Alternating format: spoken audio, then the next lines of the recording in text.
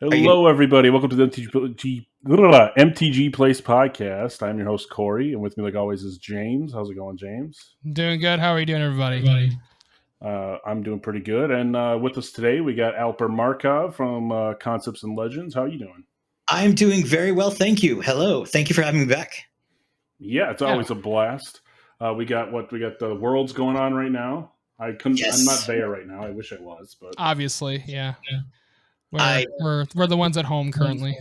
I don't want to be in the world, so I guess I am lucky in that sense that I don't have that FOMO, but I feel for you.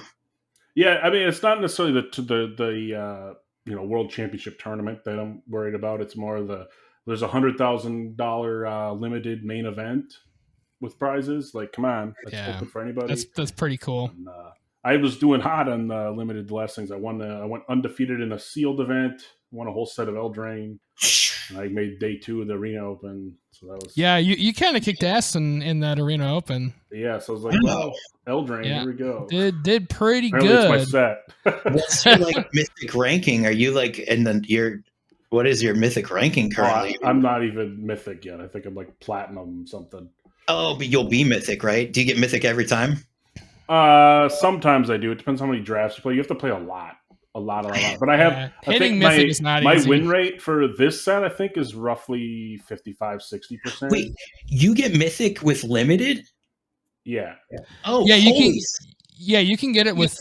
You can get it with limited. You just have to play like fucking 500 matches. I have only made it to I think silver and limited. I mean, I am so mediocre. Yeah, I'm the same way. I'm not the greatest at limited.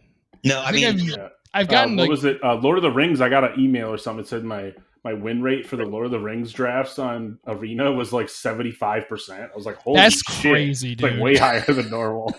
Apparently just draft black for Lord of the Rings. Yeah. Lord of the Rings was not fun for me. I didn't like it. I thought it was a fun set. I mean, I like the lore and all that. So but see, read the books, I guess, if you want to. You know what I mean? Yeah, that's fair. I mean, the artwork was fantastic, but it was very good.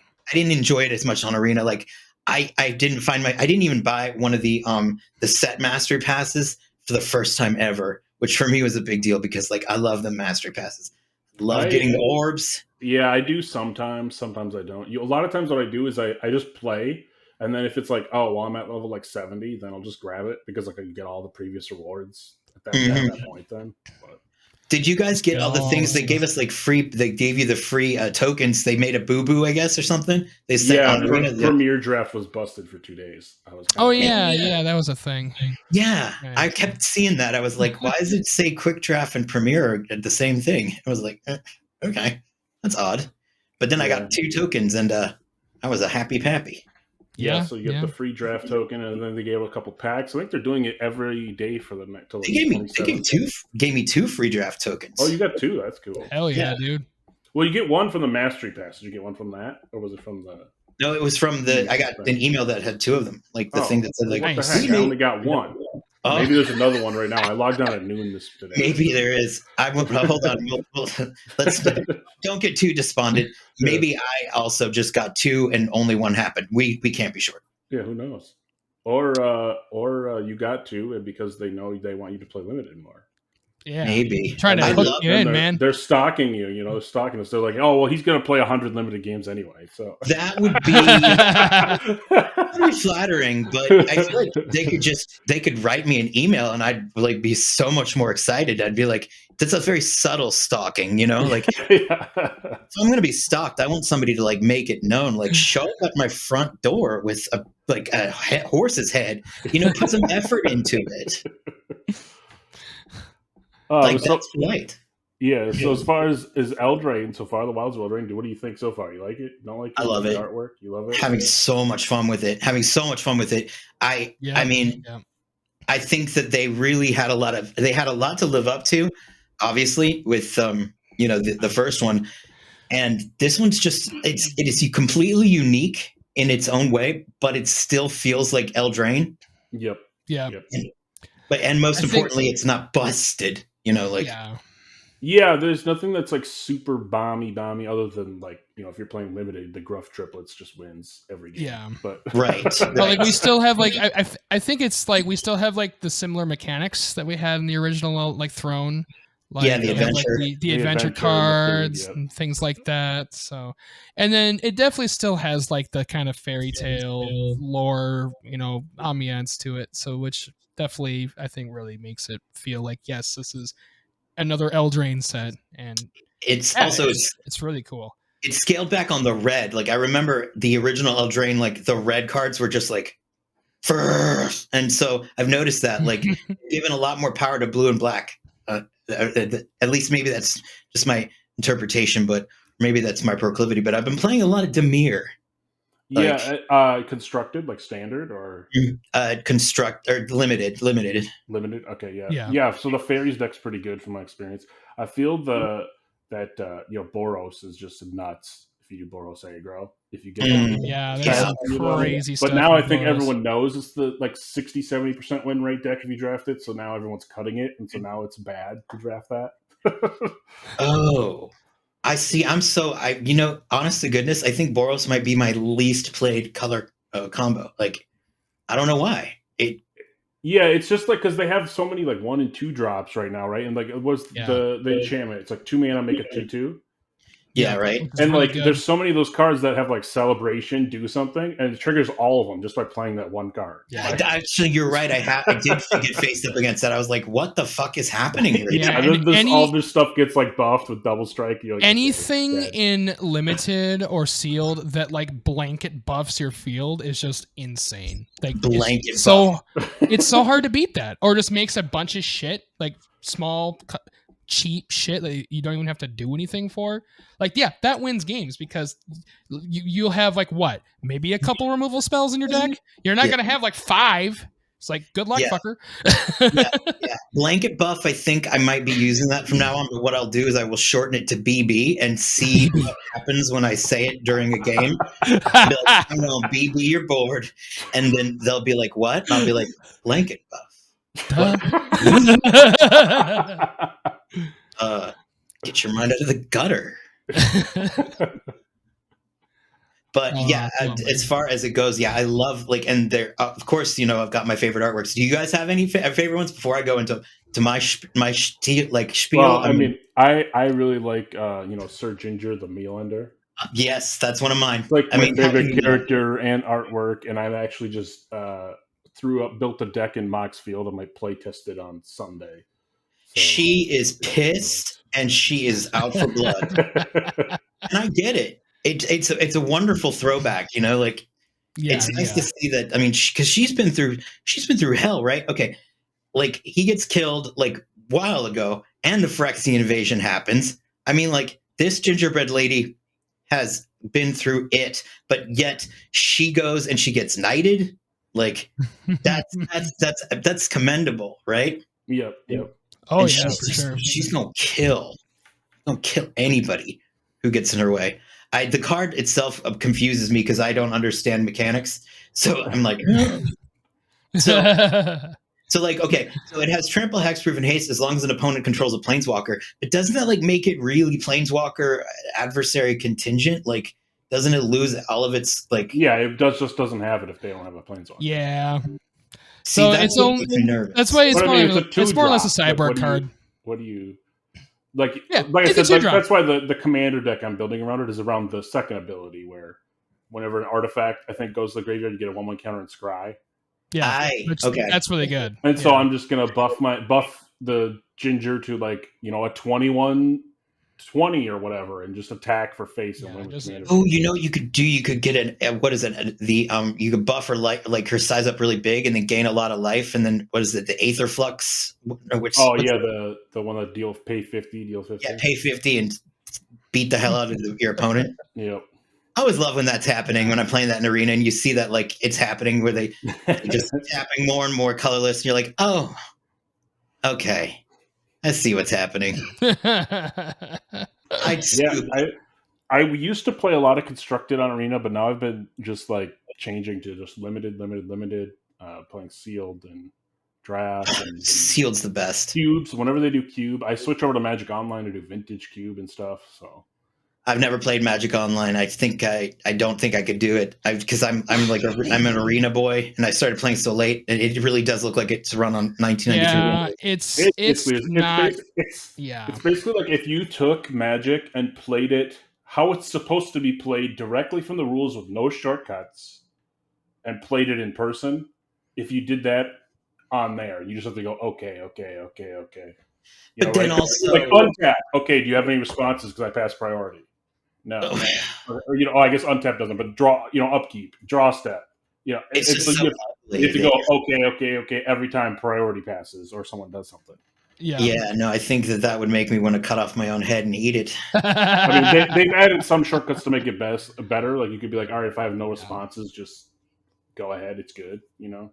Yeah, I really do think you have to be like be in the fold. Like you already have to be invested in Magic Online to actually want to do it. Because I started playing when I was 38, so I'm like only like 5-6 years in.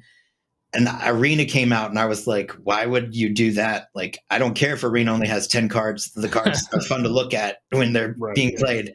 But I get it. Like, but also, isn't it terribly expensive? You have to like buy your entire collection like over again, right? Or they let you trade like real life stuff and shit, right? Yeah, but that's why I do mostly limited on there, because you just buy into the event with either play points, which is based on how much you play and do well in events, or tickets. So yeah, like what's a draft down at your local game store? Like $15 or something? Yeah, right. So I think it's like 10 tickets, like $10 to do it on Magic Online. And then like if you happen to collect a complete set of a standard set, you can, redeem it for $35 and they mail it to your house.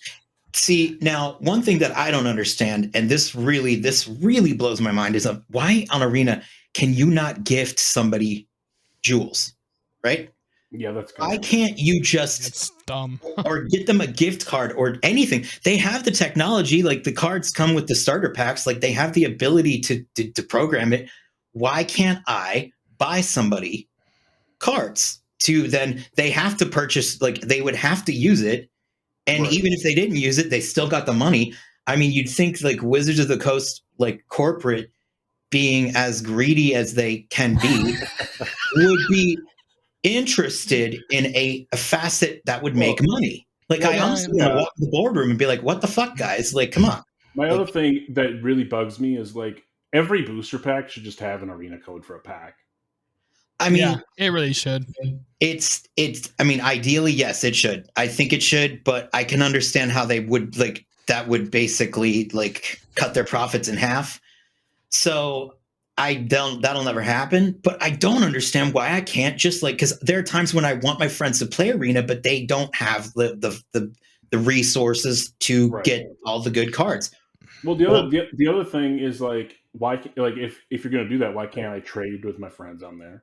Well, that's, I mean, yeah, like that's, I think again, like especially like if I can only have 4 copies of every card and then you're just not letting me earn it anymore, why the hell can't I just give it to And that's the thing, because they're greedy pig, and yet they won't let me spend money on a way. I just find it very odd that like they don't want to make money. I guess you could technically like just like go buy a Visa gift card and like give it to them and then have them. But that's the way in my hole. Yeah, or have them log into your PayPal or something. But see, that sounds janky. Yeah, but it's like, why would Wizards want me to do that? They're going to lose that money because then PayPal takes a cut. Like, also, like, I don't know, just like give me the damn code. I should be able to buy it, and you take whatever you need to take. Be greedy. Be consistent if you're going to be. Well, they didn't even let you buy wild cards until recently, and now you have to pay like $10 for 10 of them or something. It's $19. It's something obnoxious. The nice thing about playing limited is I basically just collect every card of every set anyway. Yeah. The best way to have your collection fleshed out is playing draft. It's the by like far I the probably cheapest have way. like at one point I had like 200 and some of every mythic and rare wild card.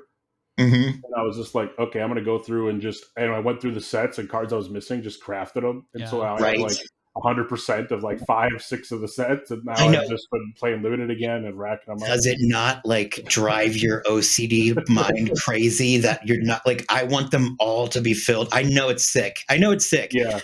I love seeing that, like that orange gold, like the full circle. Yeah. You know what? The worst part is the way they get you at the beginning. You collect one card. You got to just get one card, and it makes you think you're super close to filling it. And then all of a sudden, you collect one card, and then it says, "Oh, you need all 4." And I'm like, "So you don't have the play set yet. Like you just have one of each." With my heart. Arena.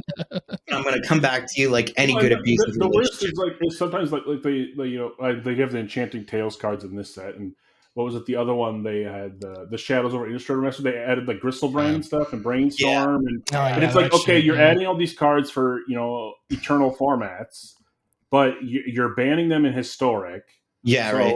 I can't use them except for if I play Historic Brawl or something like something very I don't specific. think Gristlebrand's legal. Brawl should be, everything should be allowed in Brawl, because Brawl, you're playing against somebody who presumably wants to play against you, right? Like, right? Isn't that with those cards? Brawl is it's randomly matchmake still, but it's not random brawls. Shit, I didn't realize that. The only time I played Brawl, it's basically 60 card. Well, Historic Brawl's 100 cards, so it's basically Commander with 25 life. Yeah, it's mini Commander, baby Commander, basically. Junior Mint Commander. Yeah, Commander. Yeah, like I feel like we should shout out Sheldon Menery. Like he had just recently passed, and I got that on the last episode too. But yeah, was great. Great guy. I got a chance to interview him once, and he, like, man, what a badass! Like just like a lion. Was just a really cool guy. But yeah, figured I'd shout that out. But he was a cool judge too. That's how he started out, was like judging events and stuff. Yeah, and I love it when people are so good at what they do. But I wanted to bring it back to the artwork. So you said Sir Ginger. One of my favorites is Leaping Ambush. I don't know if you know what that one is. It's basically is a very snarly wolf that's like long green snout is coming out at you, and there's a very frightened tiny squirrel that's holding on for dear life. Like that one is fantastic. Good. That's by Vincent Christianus. I might have mispronounced it, but that's one of my favorites because it's just so fairy tale. Yeah, I absolutely love, like, it's not like the regular one. It's like the full art, like it's an alternate print of the Restless Cottage. It literally looks like the Hell House from Final Fantasy VII. I love it so much. Is it the one that's like on like legs? Like on like the legs, yeah. Yeah, that one is freaky deek. It looks so freaky. It's so good. I actually have some cards here. Let's see, because I just opened some packs, but here's Sir Ginger. Oh yes, I love the Sir Ginger. Yeah, man. I'd say one of the other ones too that I think is really like subtly just creepy is the Experimental Confectioner by Gabalips. It's so sinister. It looks normal until you like peer in, and it really almost is like something out of Innistrad. Yeah. Oh yeah. Which Innistrad is one of my favorite sets, honestly, outside of like Zendikar. It had some good stuff. It's, I mean, I'm super excited for what is it, like the new horror one that's coming out, like the that'll be cool. What was it called? It's like something Derriere. I don't remember the thing. There's another one too. You like Edgar. Isn't there the Murdered Markov Mansion? Yeah, there's like the Clue one, basically. The Clue one, which is Karloff, right? Yeah, like because but then there's the Haunted Mansion one that's apparently going to be more closely aligned with 1970s and 80s horror, which I'm like, that's going to be interesting to see them try to pull that off, because they have sensitivity readers and they tell the artists to keep it PG-13. Now, correct me if I'm wrong, but the horror movies that were popular in the 70s and 80s were not PG-13 at all. Like, in fact, they were very much not anti. I mean, the only reason why PG-13 exists is because of Gremlins. When Gremlins came out, like, all these kids thought they were seeing a kids movie, and it scared the shit out of the kids so bad. They literally invented PG-13. Like, no joke, Jaws was PG. Like, yeah, Jaws is freaking terrifying. Jaws should be. I don't know. Jaws wasn't that terrible. I mean, the shark itself was scary, but like it definitely has some scenes that are Jaws is not a movie you want to take. Like, okay, think about what's like PG nowadays, right? Like, yeah. Well, nowadays everything PG or PG-13 is like, how do they get away with this? Well, yeah, PG-13, you're allowed one shit and one fuck. I know that. Mm-hmm. That's but after that, hard R. Yeah. But so I don't know. The one that I actually really liked was I can't believe I'm blanking on the name of it, but it's the revision of like Castle Lochthwain. I think it's Lochthwain. Oh, the land. Yeah, where it's I think it's Restless. Oh shit, I'm blanking on it. But regardless of the name of it, which would be important, but you know, what am I going to do? I just love the fact that it really looks like the way that you would imagine that Eldraine looks after the invasion of the Phyrexians. Oh, yeah. Yeah, it's like, very Phyrexian looking. It's because remember, like, okay, it was Restless Fortress, that's it. Because you remember the original Castle Lochthwain from like the original Eldraine was like this great like white. Like, am I thinking the right one? That's the white one, right? I think so. I can't remember. I don't know. For some reason, I feel like that's the black one. Maybe it's the white one. Maybe I'm thinking of it. Okay, well, I'm thinking of the white one because I know that's the one that's supposed to be the one that makes the tokens. The 1/1, the 1/1s. Oh, it was like so heavenly and like wonderful, and then this one's just like it's just so sinister. Yeah, everybody's dead. Like everybody is, you know, or everybody's Phyrexionized or slumbering. Which, by the way, you were asking me before about the lore. How do you guys feel about it? Because I love it. I'm excited. I like the whole lore of the fairy tales thing, and then I did read somewhere that this was inspired by the Knights of the Round Table a little bit too. Yeah, there's definitely some King Arthur stuff in here. Now, I wish I'd known that because I actually interviewed the lead story writer, Kay Arsenault Rivera, recently, actually twice, and she's so smart. Like, she's so cool. And if I had known that, I would ask that. But can you explain to me what you mean by like, what were some of the parallels that you were talking about?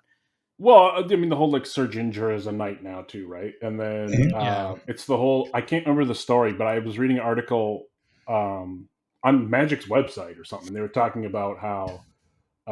There was like an old story from that time of all these, they had to come together to defeat whoever, and they all had to choose their different knights, and they kind of combined that with the grim fairy tale stories to make it what it is. Yeah. Huh. At least that's what I read online. I don't know if that's 100% true. So yeah, it's basically it's like a combination of like Knights of the Round Table. Yeah, and the whole they wanted to go to the wilderness of Eldraine versus the actual cityscape too. Yeah. Right. So that's why you have the fairies and the rats. Yeah, so we have fairies, we have rats, we have kind of more haunting stuff. Yeah. Like there was the glutton guy, you know. I love the minstrosity card artwork. It's just like this lurching giant sinister like peppermint. It's like when I saw that I was like, that's great. That's fantastic. The tub cookie is fantastic too, like flavorful. Yeah. They nailed the flavor on Ruby. I think looks like when I picture Little Red Riding Hood, that's exactly like the artist for that did a phenomenal job. Looks exactly how like you picture Little Red Riding Hood. Exactly. And it's interesting that this is it's in the ghost of like it's because talking to Kay Arsenault about it, like, you know, the arc's just starting and like you can already tell like Oko's ghost is like there, like you can tell that it'll be happening because I mean it's already been pretty much discovered that he's going to be at like the Yeehaw Junction set coming up, right? I don't remember the name of it, but you know, cowboy version. Which I mean, I don't know. Is that Jace that's going to be there too? Has Jace gone wicked with Vraska? Is that what's happening? I have no idea, but it could be. I don't know, Jace being a bad boy. I followed the story up to I was like, oh, Brothers War, the old book, all the way up to like the Fang, and then I'm like, okay, now it's Eldraine, so it's like that, and then I'm like, okay, where are they going from here? I know there's like the Outlaw set. I don't know how they're going to get to that point, but because the Omen Path, basically, the Omen Path arc is going to be that's going to be the next few. I think the next three next 3 years, they're going to be focusing on the fact that now everybody can planeswalk via the Omen Path openings that have been left there by Phyrexians. So you can walk to other planes now via these giant, even though they don't have their planeswalker powers, they can just walk over. Yeah, and people who don't have any sparked, who have never sparked, can go places. So that's how you're able to see these people intermingling in a way that is not like, that doesn't make sense before, previously. And because of the whole Despark thing, you're seeing less planeswalkers. Like this set just has Ashiok. Which the alternate artwork for the Ashiok, I gotta say, is it's just Selena did such a great job. Like it's this very like fey looking Ashiok, like just very like, I don't know, Vincent Van Gogh looking kind of like. Yeah, I was like, I have to have the Ashiok, so I pre-ordered that. That was one of the cards I pre-ordered. It's such a like bitchy Ashiok. You gotta love it. Like very like, like queeny, I can say that, being of the queen variety myself. But yeah, it's totally great. I mean, it's fierce Ashiok, but it's also curious how they did not lose their spark and what that means. It's such a of all the people to like not lose their spark, like that's a problem, because they will fuck shit up. Right. I mean, they're pulling all these strings in the story. I love that. I'm sure it's eventually going to be they all get it back in some way. I don't. Something will happen. I'm sure. You think so? I mean, eventually. I mean, they might do a whole. It'll probably be a long time. And now year 4, they want planeswalkers back, and they're going to bring it back somehow. But who knows? See, they'll find a way. Now, a little birdie told me that there's a theory that there might be a phasing out of the Magic story completely if there isn't a good response to the stories as they are, i.e. if people are not clicking and reading them, that they might just be veering into other IP territory, which is very scary. Like I'm not one of these anti-IP, like, Universes Beyond or whatever. Like, I'm happy that people get to experience what they do with the other ones. And there's been some that I like too, but like, I don't want Magic just to become exclusively a billboard for other brands. That would be terrible. No, that would not be good at all. I feel like they can't, bring it away forever, because I mean, they spent how many, like 20 some years now, 30 years, Magic 30, right? Yeah. 30 years building, the characters like Jace and, Mishra and everybody's in there, and it's true. They're going to they're allegedly working on an animated show for Netflix. We'll see if that ever releases, but I feel like it's actually stuck in development hell. I don't know. I mean, my guess is COVID put it through development hell, but as of right now, there was a pilot shot, or at least it's on record as a pilot shot, but Brendan Roth is the only cast member listed. Like nobody else was cast. So unless, like, I don't see how they could possibly have him playing every character. He's a good actor, but see him play Chandra. That's a little. Well, unless it's just the one character in that episode, but yeah, that would be a tough sell. Like just Gideon. Like what's Gideon going to be doing? Well, I mean, like it could just be like the pilot episode. It's one, and then like they introduce the next character in the next one, and then. Well, but I mean, like whenever there's a listing on IMDb, like whoever is involved with the making, true. Like it's a complete list. Like even if it's just a voice actor that has like a character that doesn't have a name, like they're going to be listed. Yeah, so he's the only one that's listed. I think we can safely say that series is not going to happen, because Netflix has full control over what they put out. Like something happened. I think honestly what happened was there's two brothers, the brothers that were involved. I think the ones who did the End Games, I forget the name, but they were really they were hot and they were excited to do the show. And something happened behind the scenes. Mm-hmm. Disagreement happened, obviously, or creative differences, and they left. Yeah. And I feel like when they left, that was Netflix was like, why are we going to do this if we don't have the hot ticket anymore? So that's my theory. Realistically, now hear me out, Wizards, if you're listening here, go hire the Blizzard CGI team to just make the show and the CGI animated show. I mean, they could hire the people who like work for them for the trailers. I mean, like their trailers are fucking amazing. I mean, like And who actually wants to work for Blizzard now? Because they're kind of in hot water these days. So Yeah, I mean, Blizzards, they don't even make that good of ice cream anyway. So hey. well, I'm thinking of Dairy Queen. We should hire Dairy Queen to do the artwork. But yeah, do you think, I don't know, Blizzards, I don't know their history, but like, was that like a kind of a throwing shade at Wizards of the Coast by being like, well, we're Blizzard? Like, I don't know. I'm pretty sure they started before Wizards was even a thing. They did. They've been around for a long time. Yeah, like what was Diablo 1? It was before the 90s, and they've had a game before that even. Oh, I didn't know. Yeah. Yeah. Wow. They're old. Because I know, what was it, Diablo 2 I was playing on Windows 98, and the Magic had only been out for like 5 years. And then World of Warcraft was around that time too. And Warcraft, like before that. Yeah, the first Warcraft. StarCraft. Oh, that was done with Blizzard. Oh, well, never mind. That's all Blizzard. I stand corrected. Wizards of the Coast, you should have thought of something without an is in it. How dare you? Well, it's Hasbro now, right? Hasbro with a Z. Hasbro is so like hanging on Magic. It's like, what are they gonna do? Like, I love the fact that like the CEO of Hasbro, like she used to be like, I think she worked for Philip Morris.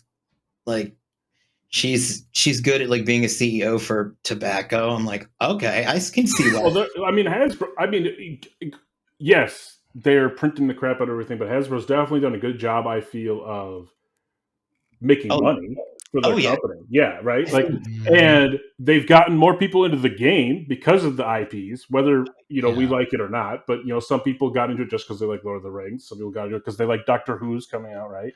Some people like got the thing just for The Walking Dead. Yeah, I mean, it's true. I do believe that they made. I mean, clearly they made a lot of money, but it's broadened horizons, which is will they end up printing it to the ground? It's possible. Yeah, that's a risk. I think the financial, because I know that for the first time ever, like people who were invested, like all the people who collected the alpha stuff and where all the muckety mucks, like the private rich people club that they trade back and forth with their lotuses and Lodi or whatever, like all of a sudden they're not seeing the return and they're crapping their pants because this was their retirement. You know what I mean? Like, it is true. Like I've been, a lot of reserve list cards have kind of been leveling off now, it seems. Mm-hmm.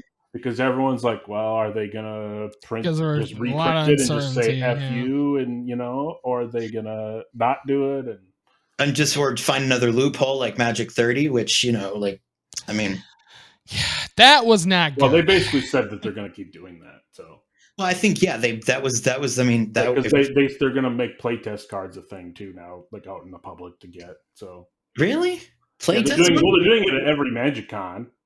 They have the unknown event. You play with the whole thing with Gavin with playtest cards. And, Gavin, you goofy boy! And then they had that whole video where they were basically saying we're gonna we might reprint cards on the reserve list, but they'll have the not tournament legal version, or it'll be a playtest version, or a gold border or a different back or whatever. And they're going to sell it for you can play it $400. You're buying proxies right from Wizards. Yeah. Which, I very much do not agree with that. Yeah, Corey and I aired our grievances very hard when Magic 30 the Magic 30 thing was a joke. We $1,000 for a pack. Like, are you kidding me? $1,000 for the possibility. You don't even get a choice. Yeah, because getting a Lotus or getting a collector's edition was the entire set of beta, and I think it sold for like $50. Yeah, it's $50 for the whole set. So if they would have been we're just going to reprint, collector's edition again. I think the and charge you $1,000. I'd be like, okay, that's fine because I get one of everything in the set. I'm guaranteed a Lotus and whatever. I'm not a chance to open it. You get like 5 or whatever the hell it was. Well, they were like, but it's the experience of drafting as though you're playing Alpha. And I'm like, first of all, you can't experience that actually unless you were around when you were drafting Alpha. Yeah, because freaking 1991. Yeah, no. I mean, you could still. I mean, you could. even in the back of your mind, you're gonna know that Wilds of Eldraine exists. Like it's never, you can't perfectly simulate it. You can pretend, you'd be like, it is 1993 and I'm this and I'm young again. But yeah, I mean, because what would they do with the Magic 32? They did the old school draft too, right? It was alpha or beta draft, wasn't it? They had and it's just like, I'm like, it was, okay, you can have an authentic recreation of the draft as long as you're like, you're able to blow a shit ton of money rich.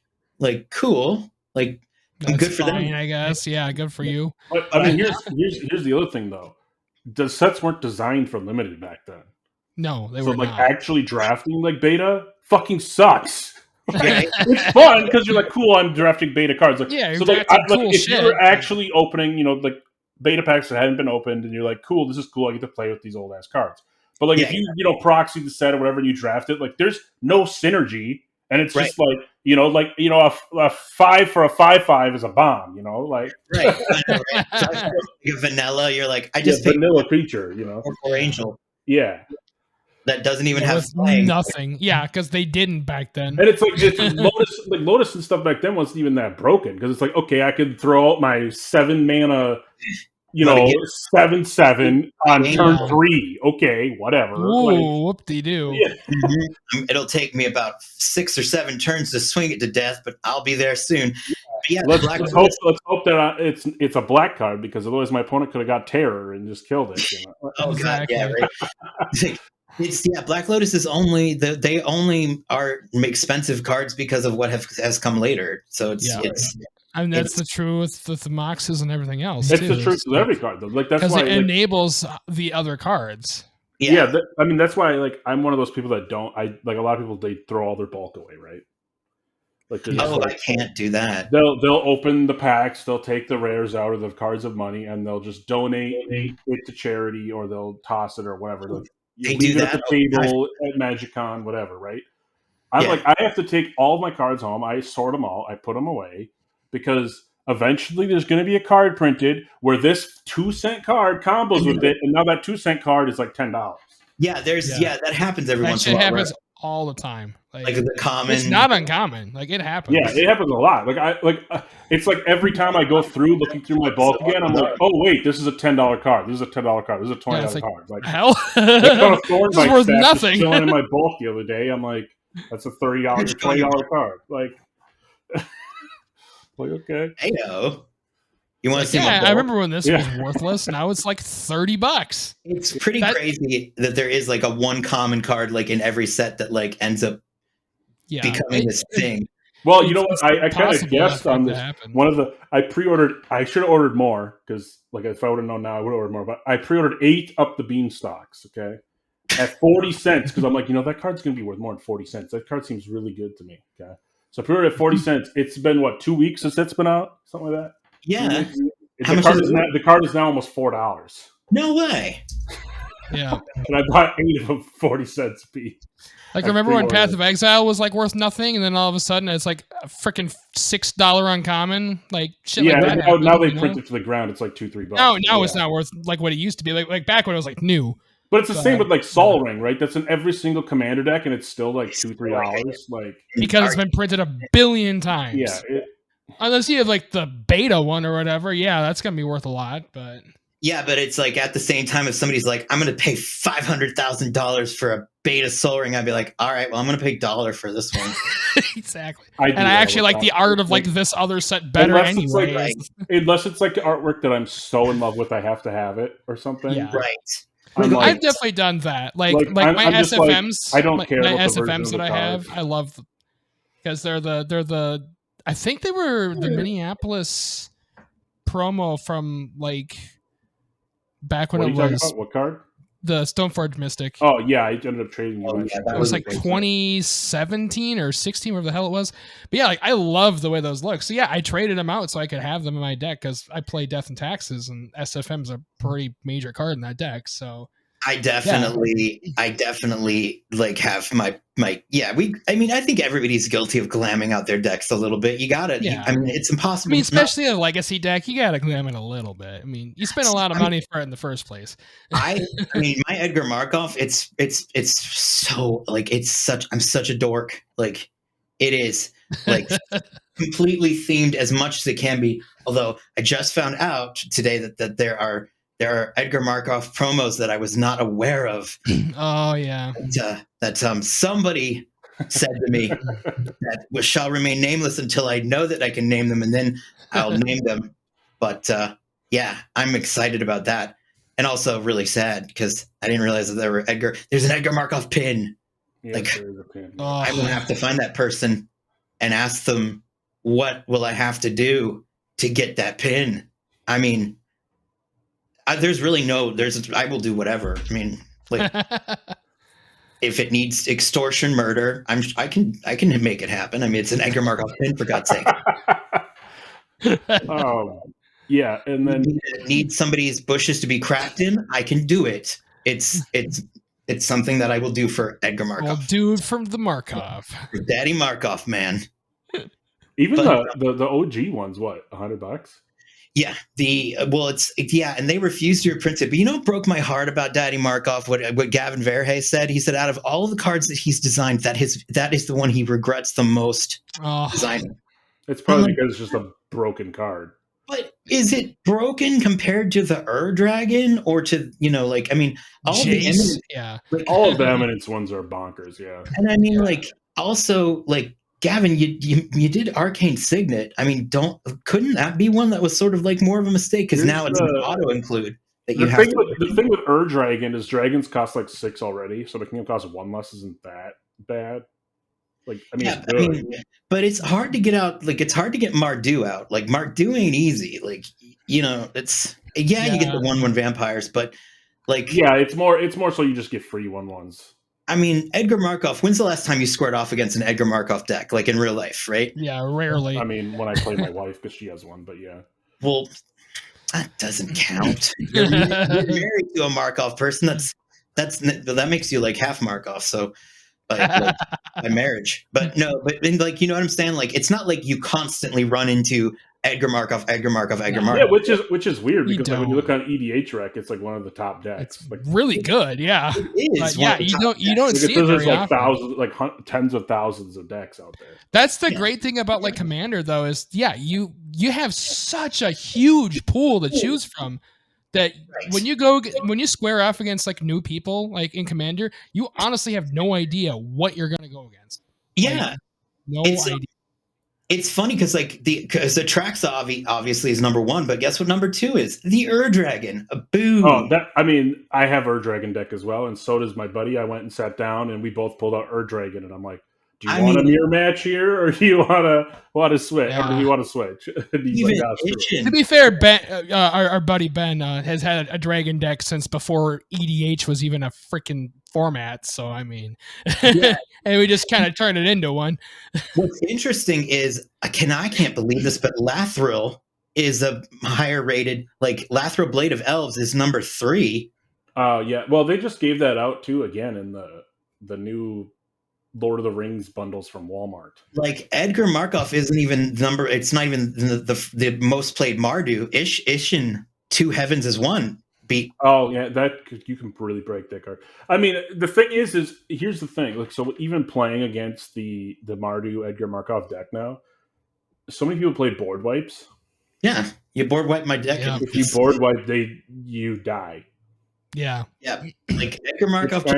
It's kind of one of those decks that just dies. BB deck. Yeah. Makes it hard.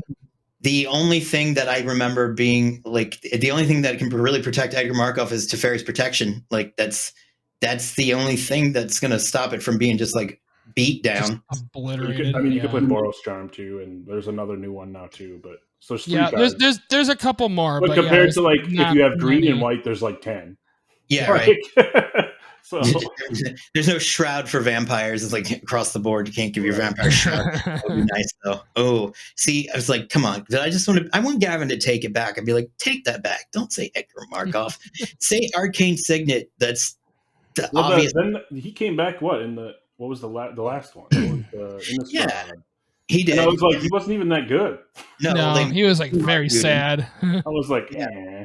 He's all right in my vampire deck on Arena, but they demardued him. That makes sense. So he's just Orzhov, and also they made him like, kind of Viagra Edgar Markov. he's very feeble. Yeah. Like he might be using adult diapers now. He might be like crapping blood at night because I made a meme deck too. It was the old man deck. Wait, what deck? I made a meme deck, and it's just all old people that are old in the art. You mean just old, like elder, like senior citizen Magic the Gathering? Yeah, or just say old man in it. Like I think I made the commander Old Man Willow. Whoa, there's enough. There's 100 cards that say old man in it. No, there's probably about like 30 that actually fit the theme real well, and then it's like you have to kind of find cards that make it work. Yeah, that's creative. And then you play staples to fill the rest. Like, oh wow, of course, yeah. But so it's like a meme deck I was playing. I was like, I wish there's also blue because then you could play like old man with the C, like the blue flying guy. Yeah. So there is a deck that I did an episode about on my channel. It's a Brazilian deck, and the translation from English when I say Brazilian, of course, I mean Portuguese.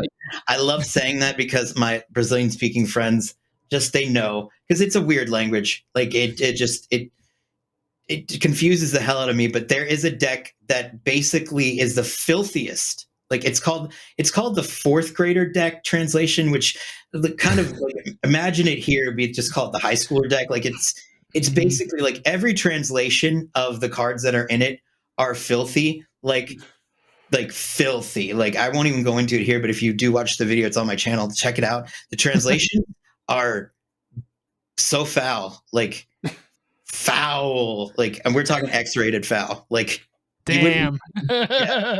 It was so like notable. Is every card in Portuguese then on there?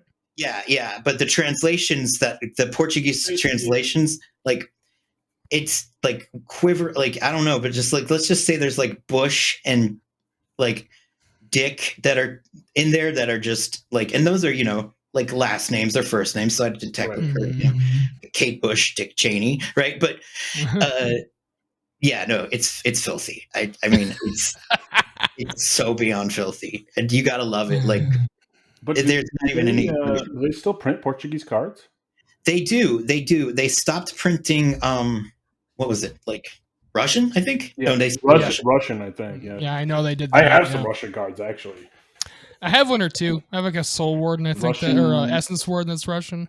Russian, Chinese, which is kind of cool looking. Italian. I think I have cards like doing one of the Chinese trends. I think they kept traditional, and then I think they kept traditional and got rid of, or they kept Mandarin and got rid of traditional, or something like that. Yeah, one of them. I don't know, but which makes sense. I mean, I feel like most people don't really speak traditional anyway. But right, and also I feel like there's a lot of because here's the thing that it's like apparently, and I wish you could see this, but there is a whole different arena in China, and I know this for a fact.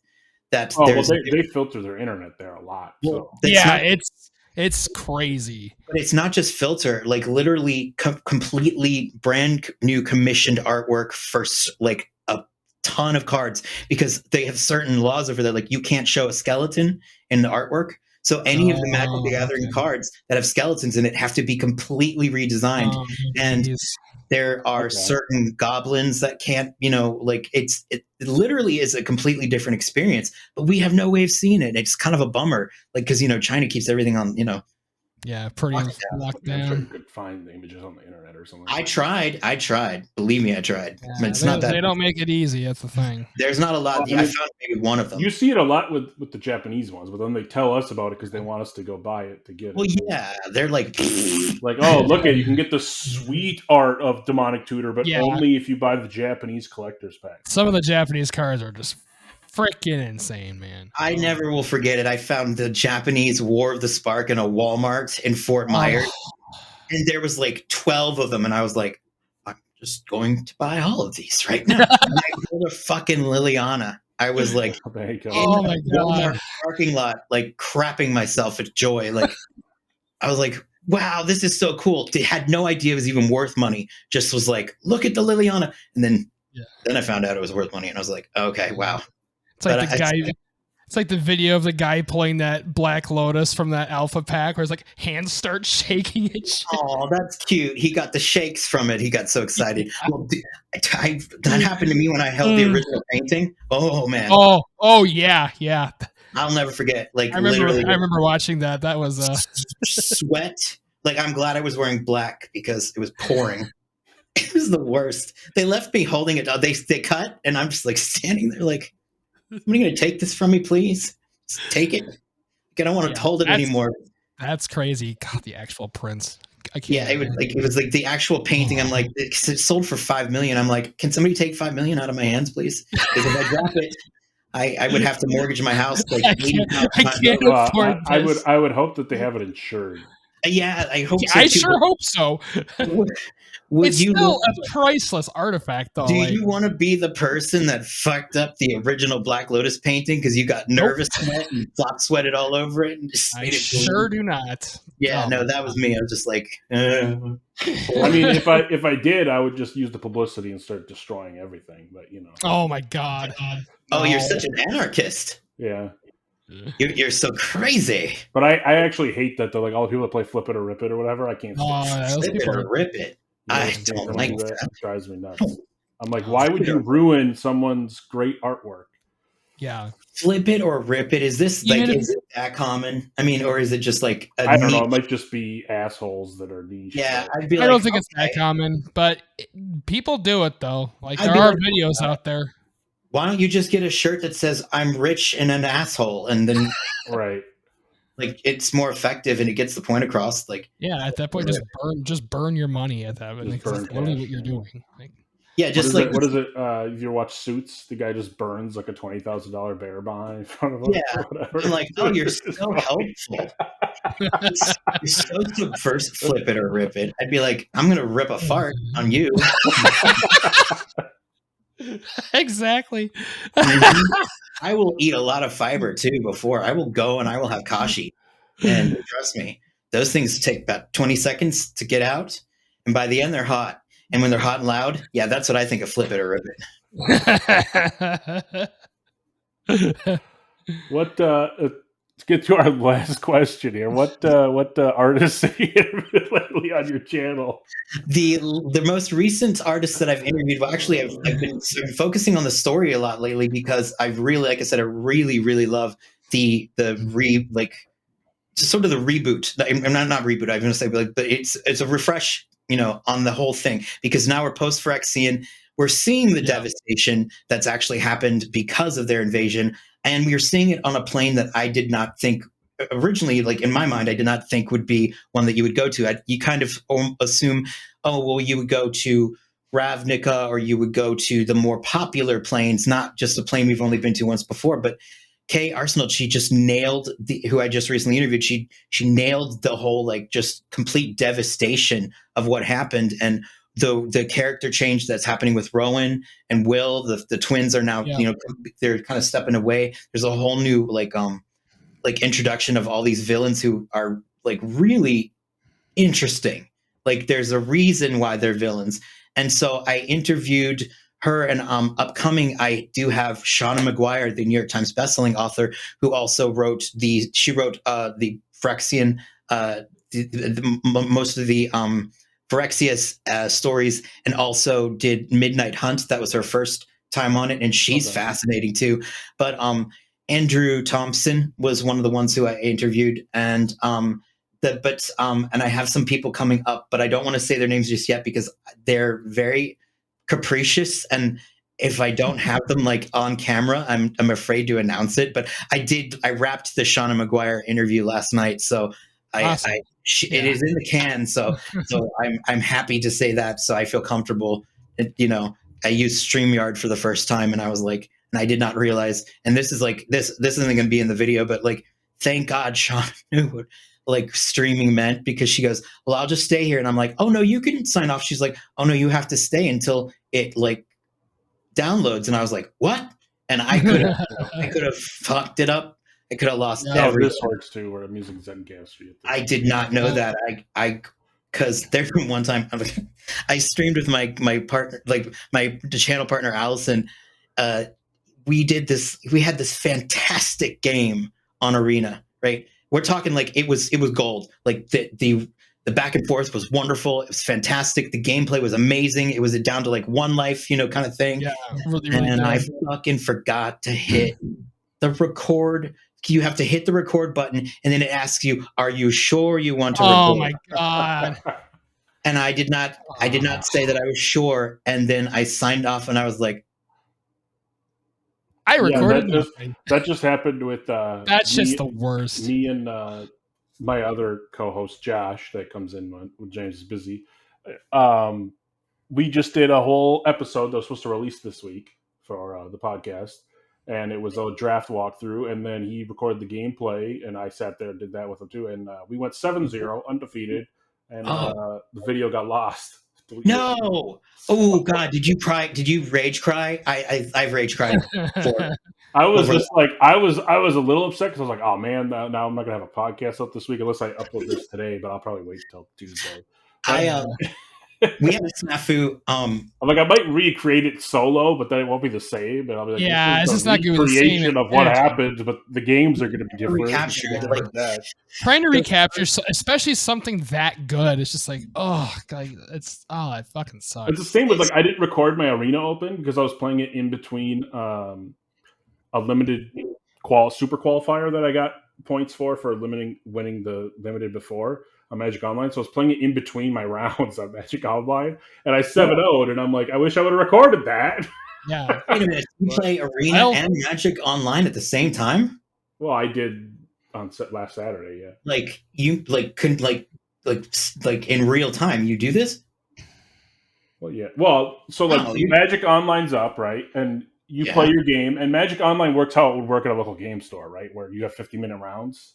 Right, but still. So then I'm done with my game, and I have 35 minutes to wait to kill. So I go over to Arena and started playing Arena matches in the Arena Open, and I'd switch, and then I'd stop playing my Arena matches when I had a game over here. I kid you not, I have such bad OCD that I have forgotten that I've started Arena matches before, like ranked. Where I'll come back. I've done that with drafts sometimes because ever since you've been able to draft on your phone, right? Oh yeah, that shit's actually so nice. I will be laying in bed and I'll be like, oh, I'm going to draft this deck and then I'll play it tomorrow, whatever. Well, sometimes I'm like so excited I want to play the deck, so I'll hit play and I'll be in bed and it'll be like 3 a.m. or something, and then like I'll wake up the next morning and I had fallen asleep. So whoever I was playing, I had fallen asleep against them, and obviously they won, but they had to wait for my timer, which sucks. And then they're like, "You're roping, you roper, you rope." And then I wake up and I'm like, "Oh, well, that's one loss." Damn it! I will literally like forget that I'll start a game and then like I'll get a phone call from somebody and I'll be like, "Oh, hey, what's up?" And then I go back and it's just over, and I'm like, I could have won that one too because the person. Yeah. Like I'll get distracted, say like a 2 out of 3, and I'm like, I pummeled, and I'm like, yeah, this one, I'm going up the ladder, and then I'll just something shiny will happen, and I'll go, ooh, and what's this over here? And then it's like down the ladder twice. I'm like, oh. Yeah, and also, I love like 17 lands. I don't know if you use 17 lands data at all. No, I mean, like I said, mediocre. So you're talking. So it's an extension you could download right for your computer, and it basically tracks all of your Arena stats, but it only works on the computer. Okay. And all the data is it works on Mac too. Yeah. Oh, cool. So any computer, yeah. Yeah, it combines all the data then, and then you could see like most of the pros use it and stuff too, right? You could see the stats, and you can look at this website, and you could see. What cards have the highest win rate, what cards are the best draft, all this stuff, right? Well, it always that doesn't work for mobile, so it can't track my stats when I play on my phone, only on my computer. So it's like, because like sometimes it'll be like, your win rate was only 40% last season. I'm like, okay, but I did like 6 undefeated drafts on my phone, like, so. I don't know how old you guys are, but I'm going to be turning 42 this year, and this is the year that my eyes decided we're done doing what we need to do. Like I have to put on like actual like old fart reading glasses, like the ultraviolet protection. Like these. I have the UV glasses. I haven't worn them in a while. I've never played Arena on my phone. I know that it's going to be too tiny, and I'll end up like being blurry eyed by like the end of the game. You can play it on the tablet too, like the iPad. Yeah, tablets better. I have a tablet. I also have a giant phone. Like, well, hody do. I also know, seriously, like by the end of the day, it's like I'm drunk. Like I'm just staring with one eye. Like, you know, that's the whole thing too. Like, to go off tangent a little bit, but like the phone thing, like you remember everything. It has to be smaller, yeah. And then it switched bigger. I'm like, so now we just want a fucking TV in our pocket, right? Pretty much. I mean, it's when we found out. Let me just get my 50-inch foldable TV phone. It's when we found out that we could like actually play games or actually watch videos or actually like, you know, do things on the phone. Like, oh yeah, now I want a gigantic screen. So my phone is basically a mini computer now because it's literally a computer. I watch stuff on TV. Like I do not watch movies on a phone. I'm like, I will literally just be like. It depends. Yeah, a lot of times I watch them on the TV. If it's like I think it's gonna look great in 4K, I'll watch it on my 4K. Oh yeah, you want the full 4K experience. But if it's something I've seen before, I'll watch it on my crappy TV, HD TV in the bedroom. And you're young, man. Though, like you're younger, aren't you? So it'll happen. You'll see. Almost 33. Yeah. So, 33. See, I got to go almost 10 years on you. Let me tell you.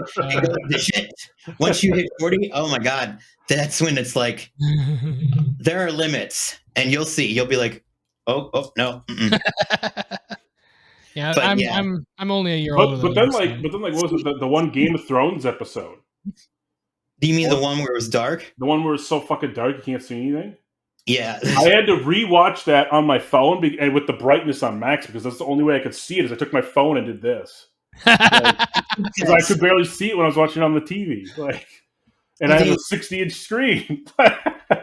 That is, I actually read a book recently about the history of HBO, and they talk about that episode, and that there was a lot of behind the scenes like corporate crap that was going on that basically like punished the creators. Like they didn't want to do that. Like they were like, we didn't have any money.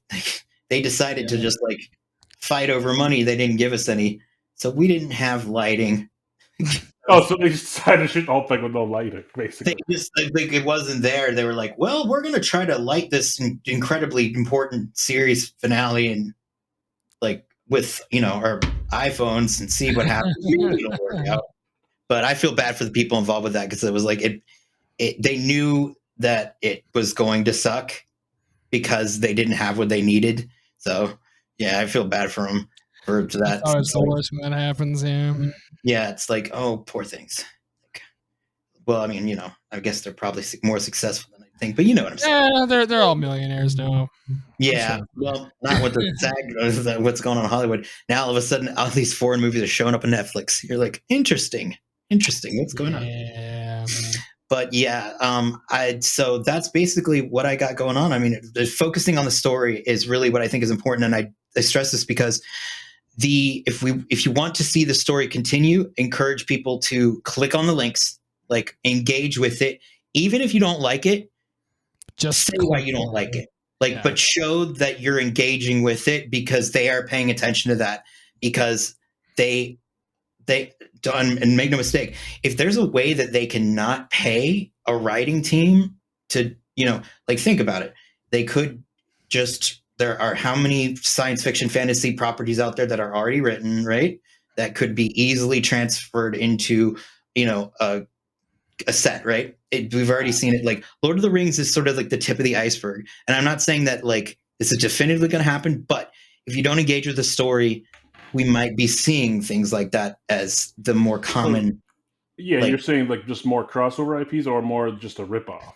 Crossover IPs. Well, I don't think ripoff will ever happen. I think what they'll do is they'll just continuously purchase IPs or rent them, and then they don't have to hire a writing team. Yeah. Like, I mean, it's definitely interesting because like I like some of the crossovers, but like with the Lord of the Rings, right? Like they have the rights for that till like 2025 or something. Yeah, they've got that one. After that point, the cards have to come off Arena and Mandagama.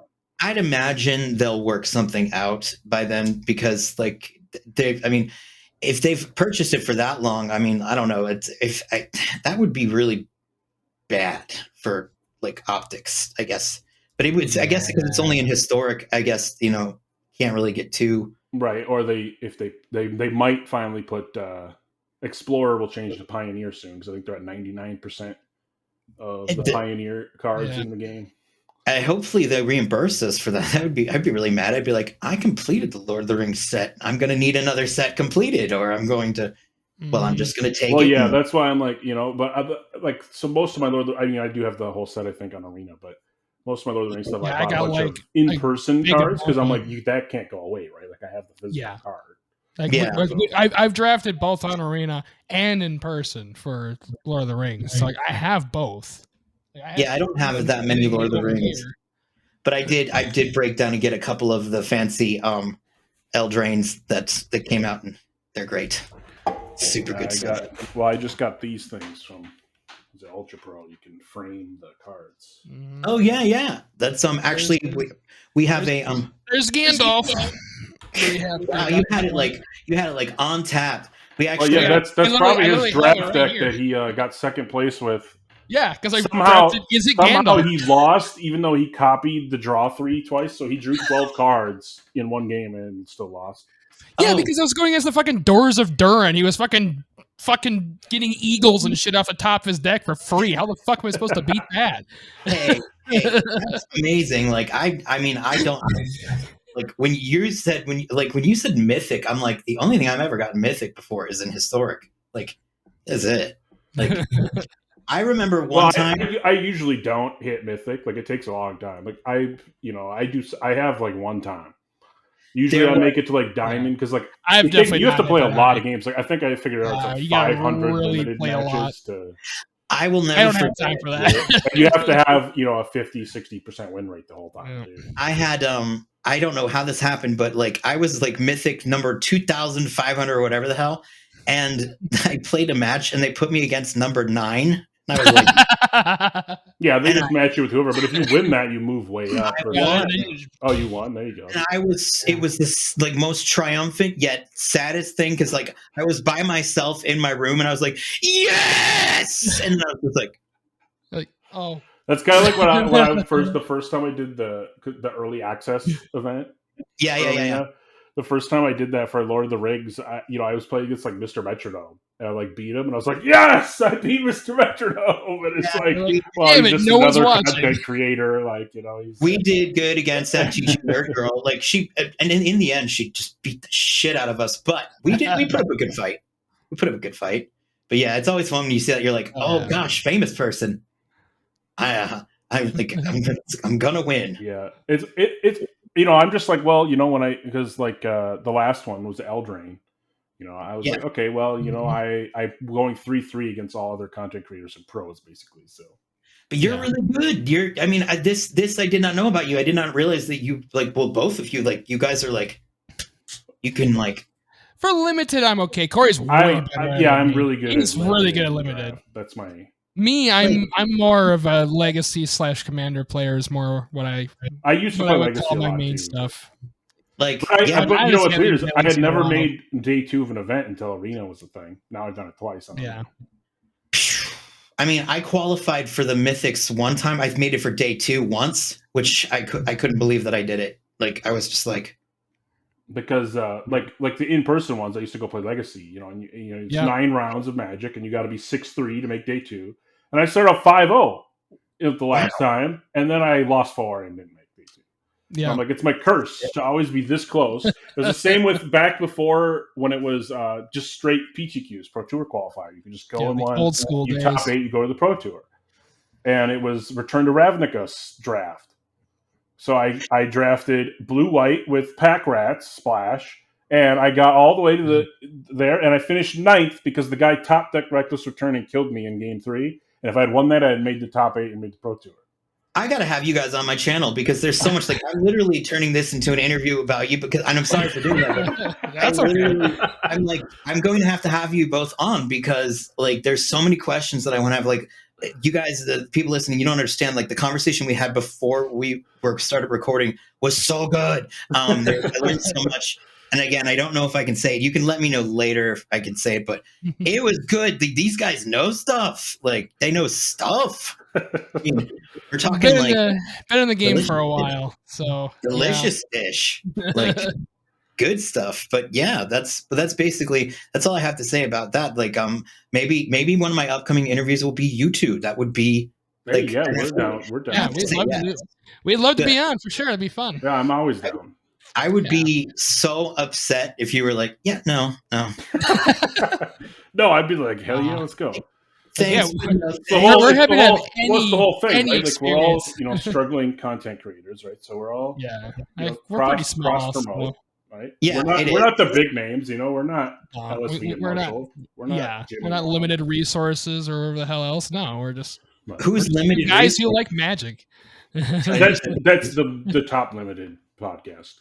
Marshall Sutcliffe and Louis Scott Vargas. The pro. Oh, okay. I know the names, but I limited resources. And Marshall's the announcer for a lot of the. I don't know, but that's where I embarrass myself because I'm like, oh, pleased to meet you, and then the command zone obviously knows Jimmy Wong and Josh. Well, I know. I mean, I know them. Luckily, fantastic. Yeah. Yeah, it was Josh Lee Kwai in Vegas last year. Ran into him in the streets of Vegas walking to a restaurant. Like it was on the corner. I was there with like the nitpicking nerds and just there's Josh Lee Kwai. And it was just like, okay. And it was just like witnessing like all this conversation. I'm like, yeah, it was weird for me like when MagicCon came here to Minneapolis. So I was like, oh yeah, you live in Minneapolis. Yeah. So I was there all the days. Game Nights was freaking there in person. Yeah, like, that was sick. Like, oh, cool. I get to say hi to Jimmy, Josh, Craig, and you get to talk to Gavin for like 5 minutes.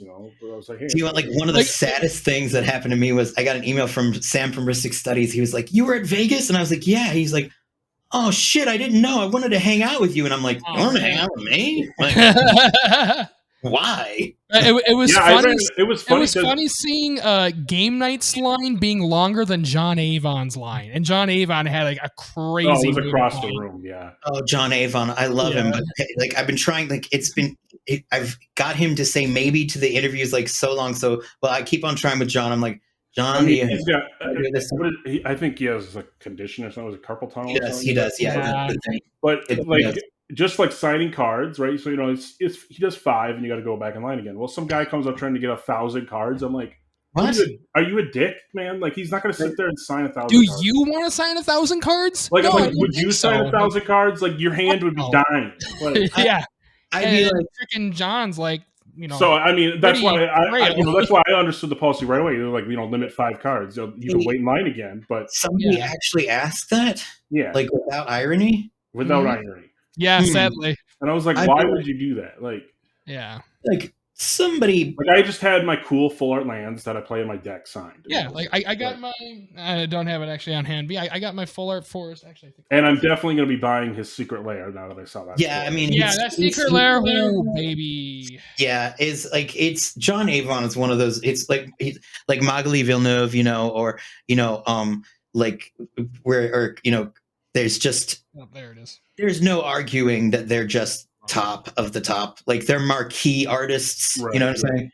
Like you just can't deny their greatness. And I think everybody, like there's a certain artist that everybody loves, and that was the same thing. I just found out because I didn't even know this. I found this out like a couple weeks ago. Christopher Rush did some Pokemon cards. Yep. And so I was like, oh, he did Mewtwo? What the heck? And so I'm like sitting there digging through my Pokemon cards. Come on, do I have the Mewtwo? Right. Yeah, do you have the specific one? I mean, it's nice to see that they're starting to show like the props to some of the original artists. Like they're getting them into the events. Like I was so happy that Anson Maddox is there in Vegas right now because he's like a great friend of the show and wonderful person. And I think that they were wise in incorporating some of these older artists. Like, it's cool to see Wayne Reynolds popping up in a modern, like in like a current set there. I think what was the other, like, I think you're seeing like, I don't know, but you're seeing some of the original, like the alpha artists like are now being hired. Oh yeah. Like, I think Jesper still does art occasionally. Oh, yeah. Jesper is, but I think he's second generation. Like, because I know he did like one of the dual lands.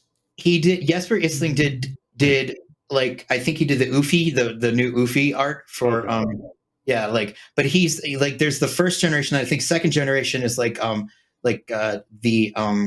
Chris Ron kind of, you know, like those artists, and I think he's more of that one. But like the original, like we're talking like Drew Tucker, I think is in Wilds of Eldraine, and he's one of the originals. Like, and he had not done artwork for a long time. Like we're talking like 20 something years. Oh, geez. Yeah, like, and that was the situation for a lot of them. So they're getting the respect that they deserve, and you know everybody loves. I mean, and it's smart of Wizards too, because there is, you know, that whole nostalgia culture. It works. We definitely like things. Seen it a lot outside of Wizards too, like everywhere. Honestly, I mean, who doesn't like nostalgia? It's like it's a human condition. Rose tinted glasses, baby. We love them. Even though I can't really read that well, I still can wear them. There's my forest that I got him to sign. Oh, gorgeous. Yeah, really happy with that one. This is like one of my favorite lands he's made. Like, it looks so good. My wife had to talk me out of like impulse buying every single one of his playmats, so I had to. Yeah. Oh, his playmats and stuff are really cool, man. That'd have been rough. Yeah, she'd talk you out of. Did she talk you out of it, or did you? No, did you get? She talked me out of. I didn't get any of them. No, I'd be like, I didn't either. Sadly, I wanted to. I settled with these pool. I might be going if the rumors are true, because I don't think they've announced it yet. Maybe they did now that it's in Vegas. But I think because the next PT they said is in Chicago. Chicago, right? Chicago. If the Pro Tour's there, I'm assuming they're going to keep it like it has been this year, and the Magic Con will be there. And if it is, I'll probably go to Chicago. Chicago, that'd be great. That's a nice and easy drive for us, so we can. But will they hold it in winter? Because I don't know if I can handle it. What, February? So yeah, probably. I've never seen snow, guys. So. You've never seen snow? What the heck? Yeah, there'll probably be snow in February. I've never been. I've been to places where snow can happen. I've been to Chicago. It happened to be July. So there was no snow. Also 80 degrees. Well, I have a feeling that it's going to be a long winter, so there probably will be snow in February because. Yeah, I'd imagine for me, I'd be like, I don't know if I can handle 0 degree weather coming from the tropics. Well, I mean, normally it's pretty cool. It's starting to get pretty cool here because it's normally like it's fall time, so it should be. It was like 70 in July, and I was like, this is like a crisp autumn day. Well, I think we just hit 80 something the other day, and it's like we hit 81, and I'm like, which is warm for us. It's a little warm for us for this time of year. That is tame for Florida. Usually we're getting in like the 70s and 60s. Like the hottest we usually gets like 100 degrees. So that's like at the most. That's like one day. Yeah. Yeah, we rarely. But then we get the opposite. Like in the winter, we'll go -50. Like one day. Yeah. In Florida, you'll hit 92, but the problem is that it's also 90% humidity as well. So you walk outside, and you're like, I'm underwater. Like you're like choking on the air. I'm burning to death as I drown. Like, so good times. Yeah, we love it. We love humidity. It gets pretty humid up here too. Oh, stop it! It does not. I live in Florida. You lose automatically. I know. I'm a peninsula. He's got the Florida man. Yeah, I'm like the Florida man. I mean, like, and there's we've got the Everglades and we've got DeSantis, which I mean, that man sweats enough to just change because sweaty meatball. Just political, but fuck him. I think we can all agree with that.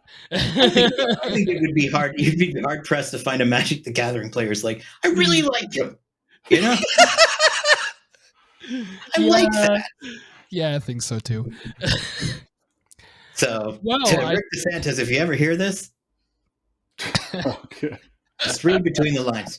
On that note, we should probably wrap up because I don't know how many people are going to listen to us ramble for an hour. Yeah, we are over an hour now, so we are about. Thanks for having you on. We enjoyed it. We'll definitely come on your. We would love to, be on your show for sure. We'll set it up. We'll set it up as soon as possible. We'll do because but I want you to find out that information that see because I want to know what I can talk about because I got so many questions to ask you. Yeah. And, but thank you again for having me on. It's great. And if anyone's listening still, thank you for that. Like you're amazing. And what are your socials and whatnot where people can find you and check you out? You can find me if you go to my it's Concepts and Legends on YouTube. You can find me at AlperMarkov. It's ALPER and then Markov like Soren on Twitter. I recently got my Blue Sky one. I'm in the Blue Sky one. Nice. Yeah, I'm AlperMarkov at Blue Sky something or other wackety wackadoodle. Or you can just go to our website conceptsandlegends.com, all one word, and get the lowdown there. All right, cool. And awesome. Like always, you can support our show if you like the content right directly over at Patreon. And all of our links to everything is on our website, mtgplace.net. And until next time, catch you later, everybody. See ya. See ya.